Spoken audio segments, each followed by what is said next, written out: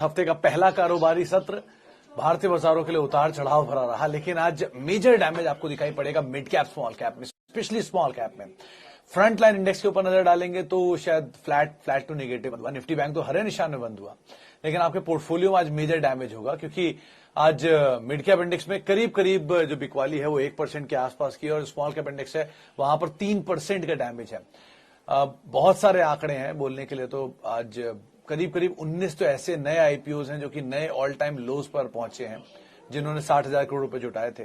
भारी बिकवाली थी आज इंडिया बुल्स ग्रुप के अंदर, हालांकि उस ग्रुप से कोई खास रिलेवेंस नहीं था जो खबर है उसका। खबर यह है कि जो इंडिया बुल्स ग्रुप है उसके ऊपर रेड्स पड़ रही हैं ईडी की, लेकिन वो रेड्स इंडिया बुल्स ग्रुप पे और बाकी सारी कंपनियों से रिलेटेड नहीं है सिवाय धनी सर्विसेज के। लेकिन फिर भी इंपैक्ट सेंटिमेंटली देखने को मिला और तेज बिकवाली रही। एलगी इक्विपमेंट जैसी कंपनियां या फिर दीपक फर्टिलाइजर जैसी कंपनियां जहां पर भारी बिकवाली आते हुए दिखाई पड़े, तो मेजरली आज स्मॉल कैप में आपको सीवियर डैमेज दिखाई पड़ेगा, सीवियर कट दिखाई पड़ेगा। इसलिए जहां पर स्मॉल कैप का कंपोजिशन ज्यादा है उन सेक्टर्स में भी तेज बिकवाली है। मिसाल तौर पर पीएसयू बैंकिंग बास्केट 1.5% के आसपास की गिरावट वहां देखने को मिली, क्योंकि वहां पर ज्यादातर सब पीएसयू बैंक जो है वो स्मॉल कैप साइड पे ही कामकाज कर रहे हैं।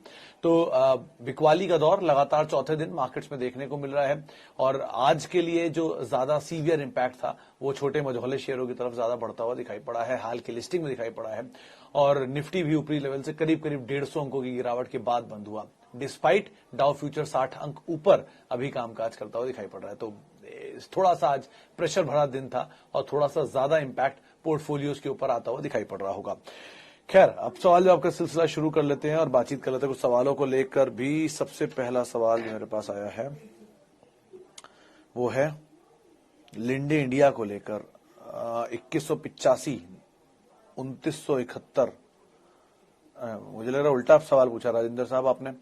अब चन्ना साहब देखिए, बहुत सीधी सी बात है, लिंडे इंडिया वैसे तो एक मोनोपोलिस्टिक बिजनेस के अंदर है। ऑक्सीजन के जो सप्लायर्स हैं इंडस्ट्रियल ऑक्सीजन के लिए, आप किसी भी बड़े हॉस्पिटल में जाएंगे तो आपको लिंडे की ही सप्लाईज दिखाई पड़ेंगी। मल्टीनेशनल जायंट है, पहले एक बार ओपन ऑफर भी आ चुका है इनकी डीलिस्टिंग को लेकर जो फेल हो गया था, लेकिन फिर भी कंपनी बिजनेस वाइज ठीक है। ये बीच में ज्यादा बज में आया था जब कोविड के टाइम पे ऑक्सीजन की शॉर्टेज पड़ रही थी तब, लेकिन अदरवाइज ये कंपनी एक स्टेबल बिजनेस है, कोई बहुत बड़ा फायरवर्क नहीं है। स्टेबल ग्रोथ दिखाएगी, स्टेबल टाइप ही चलेगी है, और डीलिस्टिंग कैंडिडेट है, इक्विटी बहुत छोटी है, तो अदरवाइज भी इसमें रिएक्शन उसके अकॉर्डिंग आता रहता है। तो बाजार में बेचने वाले लोग हैं नहीं इसके बारे में ज्यादा, क्योंकि ऑलरेडी डीलिस्टिंग का कैंडिडेट है। तो जिनके जब भी कोई डीलिस्टिंग का कैंडिडेट होता है उसमें बाजार में नए शेयर नहीं मार्केट में छूटते हैं, क्योंकि ऑलरेडी उसको डीलिस्ट करने के लिए उन्हें ज्यादा शेयर चाहिए और कोई शेयर छोड़ेगा नहीं बाजार में। तो चांसेस बहुत कम है कि बहुत बड़ा कोई फॉल दिखाए, लेकिन फिर भी ठीक कंपनी है, आप अगर समय दे सकते हैं तो होल्ड कर सकते हैं, लेकिन बहुत बड़े फायरवर्क की उम्मीद आप एटलीस्ट ना लगाए। ये सीजनल इंपैक्ट इस पे ज्यादा देखने को मिला है। अच्छा जी, इंडिया बुल्स रियल स्टेट, आज मुझे उम्मीद थी बहुत सारे सवाल इसके ऊपर आने वाले हैं। 2130 शेयर 166 रुपए के दाम पर। उसके अलावा आईबीडीएल पे कौशिक साहब का भी सवाल है, चिराग जी का भी सवाल है सर इंडिया, और इनफैक्ट राजेश जी का भी सवाल है। इंडिया बुल्स रियल स्टेट के लिए दो तीन चीजें आप समझ लें। इंडिया बुल्स रियल स्टेट नहीं, आज 3 कंपनियों में तेज बिकवाली थी। इंडिया बुल्स रियल स्टेट में, इंडिया बुल्स हाउसिंग में और धनी सर्विसेज में।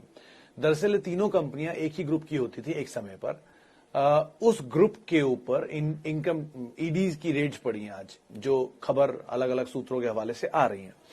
वो रेड्स की वजह से इंडिया बुल्स ग्रुप के शेयरों में आज बिकवाली आई है, लेकिन इस ग्रुप की बाकी जो 2 कंपनियां हैं, इंडिया बुल्स रियल स्टेट और इंडिया बुल्स हाउसिंग, इनके प्रमोटर चेंज हो चुके हैं। इनकी कंपनियों में से अब एग्जिस्टिंग प्रमोटर निकल चुके हैं, तो सेंटिमेंटली मार्केट ज्यादा इस पर रिएक्शन दे रहा है। इस वजह से भी दे सकता है क्योंकि उनको लग रहा है कि कुछ और क्लीन अप ना आ जाए, कुछ और डेट्स ना आ जाए। 2019 में सुब्रमण्यम स्वामी साहब ने ट्वीट भी किया था कि इस तरह के ग्रुप में कॉर्पोरेट गवर्नेंस का इश्यू है और इसके ऊपर दिक्कतें आएंगी। ये बात सही है, लेकिन उन्होंने जिस ग्रुप की बात की थी उस ग्रुप के प्रमोटर इस कंपनी से निकल चुके हैं और नए प्रमोटर यहां आ चुके हैं। तो सिचुएशन बदली तो है। अब बाजार आज, क्योंकि बहुत हद तक बाजार कभी कभी इरेशनल रिएक्शंस देता है, तो वो ज्यादा दिख रहा है मुझे। बाकी over period of time situation जैसे से क्लियर होगी वो ज्यादा पता चलेगी, लेकिन फिलहाल आज एक नीजर्क रिएक्शन है वो ईडी की रेट्स की वजह से आता हुआ दिखाई पड़ रहा है। नंबर्स में सो फार कोई बड़ा फेरबदल नहीं हुआ है। अच्छा जी, आगे बढ़ते हैं। Mid cap and small cap share give more return than large cap. Talwar साहब ये बात सच है? अच्छा, वाई पूछ रहे हैं। ऑब्वियसली बात है सर, क्योंकि मिड कैप का कैपिटल छोटा होता है तो उनके अंदर ज्यादा पोटेंशियल होता है मिड से लार्ज बनने का, या स्मॉल कैप में ज्यादा पोटेंशियल होता है स्मॉल से मिड बनने का और फिर मिड से लार्ज बनने का, इसलिए लार्ज ऑलरेडी लार्ज होता है। लेकिन जब ऐसा सिचुएशन आता है, जब बाजार बहुत टूटता है, नीचे की तरफ आता है, तो उस सिचुएशन में आपको लार्ज कैप ही बचाता है। मिसाल के तौर पर आप टीसीएस को देखिए, उसके पास बायबैक का सपोर्ट है, वो नीचे नहीं आ रहा, चाहे कुछ भी हो जाए, मार्केट में कितना फॉल आ जाए वो नहीं टूट रहा, क्योंकि ऑब्वियसली उनके पीछे बायबैक का सपोर्ट है। तो लार्ज कैप का छत्र मजबूत है, इसलिए वो नहीं टूटता। Mid cap small cap stage weak वाली है कि वहां पर कुछ हद तक अनवाइंडिंग हो रही है, सेल ऑफ आ रहे हैं, अलग अलग स्टॉक्स में अलग अलग रिएक्शन आ रहे हैं, इसलिए कुछ हिस्सा आपका पोर्टफोलियो का लार्ज में होना चाहिए और कुछ मिड और स्मॉल कैप में होना चाहिए। लेकिन ऐसा नहीं कि आप पूरी तरह से मिड कैप स्मॉल कैप में रहे, पूरी तरह से लार्ज कैप के अंदर बने रहे। अच्छा, लेटेंट व्यू सुभाष साहब, एक ही चीज, इनफैक्ट दीक्षित साहब का सवाल जीआर इंफ्रा पर है। आप दीक्षित साहब आप भी और सुभाष साहब आप भी एक बार मेरा ट्वीट देखिएगा। आज 19 कंपनियां जिन्होंने अपने नए लोज हिट किए हैं वो सारे आईपीओज हैं। 65 आईपीओ पिछले साल आए थे और उस 65 में से आज 19 कंपनियों ने अपना नया ऑल टाइम लो हिट कर दिया। इसमें Nykaa, Paytm, Zomato, GR Infra, Latent View, ये सब नाम शामिल है। और इन सब में प्रॉब्लम कंपनियों में नहीं है, प्रॉब्लम है कि वैल्यूएशन बहुत स्ट्रेच पे लेकर आए थे आईपीओ। आप ऐसे समझिए 100 रुपए की चीज, या मैं एग्जाम्पल देता हूँ, जोमैटो 70 रुपए पर आया था। अगर आप ट्रेडिंग में ब्रोकरेज के नाम पर अपने हजारों रुपए बर्बाद कर रहे हैं तो अब बदलिए और देश के सबसे सुरक्षित और भरोसेमंद ब्रोकर्स के साथ जुड़िए, जहां पर सिर्फ 20 रुपए की ब्रोकरेज में आप कर सकते हैं अनलिमिटेड ट्रेड। तो दोस्तों, अकाउंट ओपनिंग की लिंक वीडियो के डिस्क्रिप्शन में है, जाइए और अभी अपना 100% फ्री अकाउंट ओपन कराइए। 70 रुपए का आईपीओ लिस्ट हुआ कहीं 100 रुपए के आसपास, चलते चलते 160 पहुंच गया। तो 70 रुपए ही पहले तो प्रीमियम था लॉस मेकिंग कंपनी के लिए, और फिर उस 100 रुपए के प्रीमियम उसको लिस्ट कराया और प्रीमियम पे, और हाई लगवा दिया और प्रीमियम पे।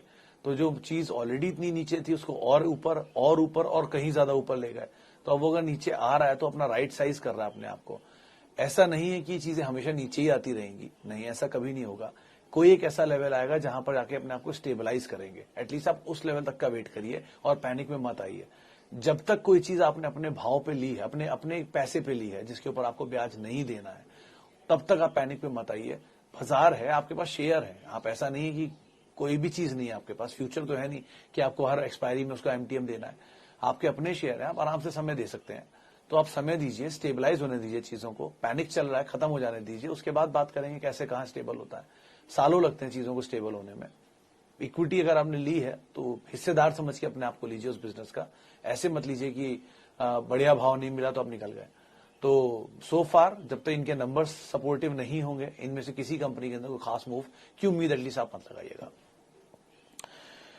आईबीरियल के ऊपर मधुर साहब मैं बात कर चुका हूं, एक बार आगे सुन लीजिएगा उसमें किस तरह की क्या सिचुएशन आई है। लेकिन उसमें इंडिया बुल्स पूरे ग्रुप में रेड की खबर है, लेकिन वो इस ग्रुप में नहीं, उस ग्रुप में है जो पहले इसको ओन करता था, तो उसका रिएक्शन मार्केट आज दे रहा है। और अच्छा जी, आगे बढ़ते हैं। IndiGo SpiceJet after lifting international flight ban, they are currently helping transit passenger from Middle East. Sir Malik साहब, इंडिगो और स्पाइसजेट में अगर आपको लेना है तो आप इंडिगो पे जा सकते हैं, लेकिन वहां उनके इंडिविजुअल अलग इश्यूज चल रहे हैं पार्टनर्स को लेकर, जिसमें से एक पार्टनर ने आज रिजाइन भी कर दिया है। Market share wise 52% market share own करता है इंडिगो, और स्पाइसजेट करीब करीब 11% मार्केट शेयर ओन करता है। बचा हुआ ऑब्वियसली टाटा ग्रुप के पास है, जिसमें एयर इंडिया आ गए, उसमें बाकी एयरलाइंस में मिला लोन किया। तो ये मार्केट शेयर की कहानी है। अगर आप इंटरनेशनल टूरिस्ट के आने का वेट कर रहे हैं कि उनके आने से बेनिफिट किसको होगा, तो उसमें होगा मैक्स हेल्थ केयर को। आप ये बिल्कुल उलट समझेंगे कैसे, क्योंकि उनके मैनेजमेंट से मेरी बातचीत हुई थी तो उन्होंने कहा था कि उनके बिजनेस का मेजर रेवेन्यू जो है वो फॉरेन टूरिस्ट अराइवल से होता है, तो उनको शायद फायदा होता हो दिखाई पड़े जब ये लिफ्ट होगा। आप एयरलाइन पे डायरेक्ट प्ले करने के बजाय हॉस्पिटल में प्ले कर लीजिए, एटलीस्ट सेफ साइड पे रहेंगे फिर भी, और हो सकता है नीचे के दाम पे मिल जाए तो ज्यादा बेटर डील रहेगी। India Bulls Housing what to do. Sir वही सवाल बार बार इंडिया बुल्स को लेकर। मैं समझ सकता हूं कि आज बहुत ज्यादा पैनिक है, लेकिन आज एटलीस्ट कोई कॉल मत लीजिए जब पैनिक हो रहा हो। वेट कर लीजिए, 220 रुपए में ब्लॉक होकर किसी ना किसी ने तो स्टेक लिया ही है, और जिन्होंने स्टेक लिया है उन्होंने कुछ सोच के ही लिया होगा। ऐसा तो है नहीं वो लोग ऐसे ही कंपनी में ले लेंगे स्टेक। ब्रूकफील्ड निकला है, बाकी कंपनियां आई हैं, एफएंडो का शेयर है, जितनी तेजी से शॉर्ट हो रहा है उतनी तेजी से शॉर्ट कवरिंग भी आएगी। तो आप एटलीस्ट आज तो कोई रिएक्शन ना दें, वेट कर लें, सिचुएशन देखें, क्लैरिटी देख लें, कंपनी क्या कह रही है इसके ऊपर, वो सब टेक देने के बाद आप कुछ टिप्पणी करें, वो ज्यादा बेटर रहेगा। Okay, my view on recent market. मेरे मास्टर साहब, मैं तो गलत आदमी हो सकता हूँ कि हाँ मैं बोल, मुझे तो हमेशा अच्छा ही दिखता है सब कुछ, मुझे तो अपॉर्चुनिटी दिख रही है टिकर में नीचे चलते हुए, कितने अच्छे अच्छे शेयर कितने अच्छे अच्छे दाम पर मिल रहे हैं। तो अगर आपको लगता है कि बाजार में आपका व्यू पॉजिटिव है, आपको लगता है कि नहीं इंडिया ग्रोथ स्टोरी इंटैक्ट है और अभी एलआईसी जैसे आईपीओ का स्कोप है इंडिया में, जो कि 55,000 करोड़ रुपए का आईपीओ लेकर आ रहे हैं, और 55,000 करोड़ रुपए का आईपीओ लाते वो ऑब्वियसली बात है देश की तीसरी सबसे बड़ी कंपनी बन जाएगी। तो अगर किसी कंपनी में इस तरह का स्कोप आपको दिख रहा है, तो इस तरह के लिक्विडिटी को एडजस्ट करने की कैपेसिटी इंडियन मार्केट में अगर आप दिख रहे हैं तो आप जरूर बने रहिए। मतलब आज भी टीसीएस जैसी कंपनी एक बहुत बढ़िया दाम पर है। पिछला बायबैक 2017-18 वाला जो बायबैक था 2100 रुपए के दाम पर आया था, फिर 19 वाला बायबैक आया 2800 रुपए के दाम पर, और आज का बायबैक आपके सामने 4500 रुपए दाम पर। तो बायबैक के प्राइसेस ही आप देख लीजिए, उससे आपको आइडिया लग रहा है कंपनी का शेयर बार बार ऑल टाइम हाई हिट क्यों करता है बायबैक के बाद। तो अगर इस तरह की ग्रोथ इंटैक्ट है उसके अंदर, तो वहां जाने में क्या दिक्कत है। तो अपॉर्चुनिटीज तो है मार्केट में, आप कौन सी ग्रैब करना चाह रहे हैं उस पर डिपेंड करता है। अनिल जी, अगर मार्केट साइडवेज भी रहता है तो और अच्छा है। मतलब सर 21 जैसी ड्रीम रन मार्केट में कई सालों में एक बार आती है। यूजुअल बाजार के जो बड़े जानकार हैं वो ये मानते हैं कि कहीं अगर इंडेक्स 10 से 12% रिटर्न दे दे साल का, तो बहुत अच्छी बात है। कोई स्टॉक जो हर साल 20% का रिटर्न देता है, हर साल दर साल दे रहा है, तो वो बहुत ही अच्छा स्टॉक है, क्लास है वो। ऐसे स्टॉक्स में एशियन पेंट्स आते हैं, एचडीएफसी आते हैं, एचयूएल आते हैं, टीसीएस आते हैं, ऑल जाइंट्स आते हैं, पीडीलाइट आते हैं। ये इसलिए आते हैं कि ये हर साल 20-20% चलते हैं। ये कभी टीटीएमएल की तरह एक तरफा नहीं चलते, कभी किसी और छोटे स्टॉक की तरह एक तरफा गिरते नहीं है, क्योंकि ये स्टेबल स्टॉक्स हैं। तो stable stock is the best stock, क्योंकि आप उसमें रहेंगे, कुछ साल नीचे दिखाएगा, वापस ऊपर आ जाएगा। 3 साल चला, नहीं चला 1 साल, 2 साल बाद फिर वो चल गया, तो एडजस्ट करेंगे अगर आप, तो पिछले अगले 15 साल में उसका रिटर्न वही होगा, 20% 15%। तो ऐसे शेयरों को पकड़ के रखिए, कोर पोर्टफोलियो का हिस्सा बनाइए, बाजार की इस फॉल में देखिए और आराम से उनको ऐड करते रहिए। क्या दिक्कत है इन स्टॉक्स के साथ?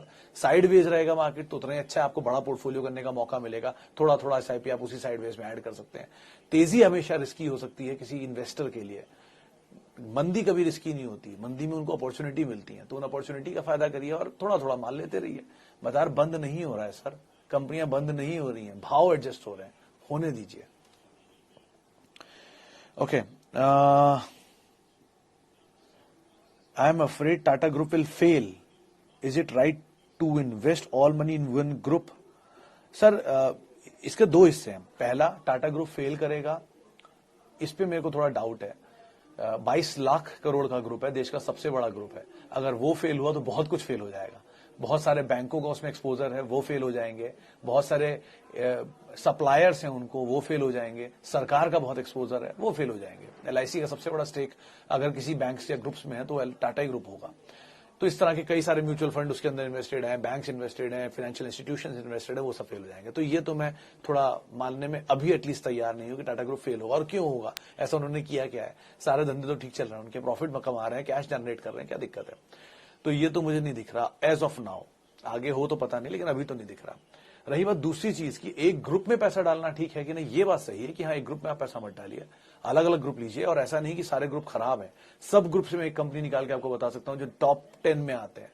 मिसाल के तौर पर टाटा ग्रुप का टीसीएस, एबी ग्रुप का UltraTech, Reliance obviously, banks ICICI bank, HDFC bank, उसके अलावा एचयूएल अनदर जाइंट 5वें नंबर पर है, इन्फोसिस अनदर जाइंट 4थे नंबर पर है। ऐसे ही कर करके आप किसी भी ग्रुप को उठाते चलिए, सबके ग्रुप में से इवन मुरुगप्पा ग्रुप के पास भी ट्यूब इन्वेस्टमेंट जैसे जेम है।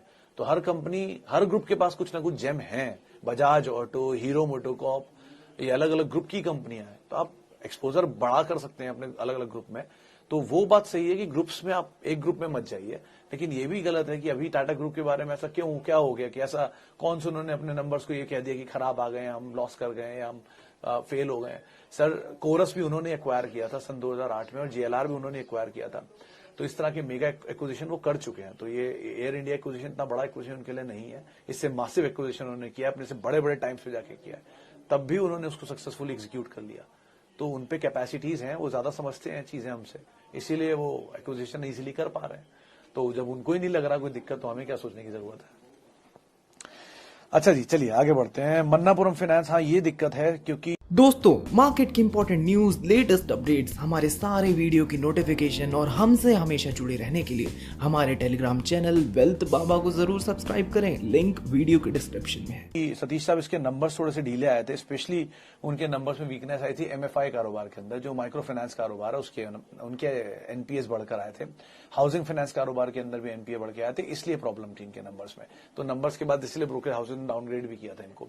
लेकिन ये चीज है कि नंबर्स के साथ साथ इन गोल्ड के जो प्राइसेस भागे हैं उससे शायद थोड़ा इनको सपोर्ट मिले, रिस्पाइट मिले। अगर कोई चीज के नंबर खराब आ रहे हैं तो 1 क्वार्टर खराब, 2 क्वार्टर खराब, 3 क्वार्टर खराब, 4 क्वार्टर खराब, लेकिन 5वें क्वार्टर में वो खराब क्वार्टर के सामने बेच देगा अपना अच्छा क्वार्टर या थोड़ा सुधरा हुआ क्वार्टर। तो इसीलिए आप नंबर्स को देखते रहिए। 1 क्वार्टर का रिएक्शन है, चला हुआ भी थोड़ा शेयर था तो थोड़ा ईज आउट भी हो रहा है, होने दीजिए। मिड कैप की सेल ऑफ है, जैसी स्टेबलाइज होंगी चीजें उसके बाद आप कॉल लीजिएगा। अगर आपको लगता है कि नहीं आप फंस जाएंगे तो आप वेट कर लीजिए, थोड़ा और नीचे मिल जाए वहां आप ऐड कर लीजिएगा। लेकिन कंपनी के इस क्वार्टर के नंबर खराब थे जिसकी वजह से फॉल देखने को मिला है। अच्छा जी, मन्नापुरम पे हमने बात कर ली, आगे बढ़ते हैं। TCS versus Mindtree in return. Sir वैसे दोनों कोई कंपैरिजन नहीं है। आप कंटेनर का कभी भी जो एक बड़ा ट्रक जो होता है उसका कंपैरिजन कभी किसी छोटी पैसेंजर व्हीकल से नहीं कर सकते। चलने में ऑब्वियसली ज्यादा पैसेंजर व्हीकल तेज चलेगा क्योंकि कंटेनर का साइज बड़ा है, लेकिन कंटेनर ज्यादा स्टेबल रहेगा इस कार के आगे। एक्सीडेंट के चांसेस अगर होते हैं और कोई डैमेज होता है तो कंटेनर में नहीं होगा, पैसेंजर व्हीकल में ज्यादा हो सकता है क्योंकि उसका साइज बड़ा है सर, इसलिए वो धीरे चलेगा। माइंडट्री अच्छी कंपनी है, टीसीएस भी अच्छी कंपनी है। टीसीएस लीडर है, वो उस ग्रुप की कंपनी है, मतलब उस लीडरशिप के अंडर में आने वाली कंपनी है। तो वो मिड कैप है, वो लार्ज कैप है, दोनों कोई कंपैरिजन नहीं है। तो आप इन्फोसिस टीसीएस करते समझ में भी आता, लेकिन माइंडट्री को फोर्थ से आप कंपेयर कर सकते हैं, एलएनटी टेक, एलएनटी इन्फोटेक से कंपेयर कर सकते हैं, लेकिन टीसीएस के साथ कंपैरिजन फेयर नहीं है। दोनों ही अच्छी कंपनियां हैं, ए और ए प्लस वाला सिचुएशन, तो आप उसके हिसाब से कॉल लीजिएगा।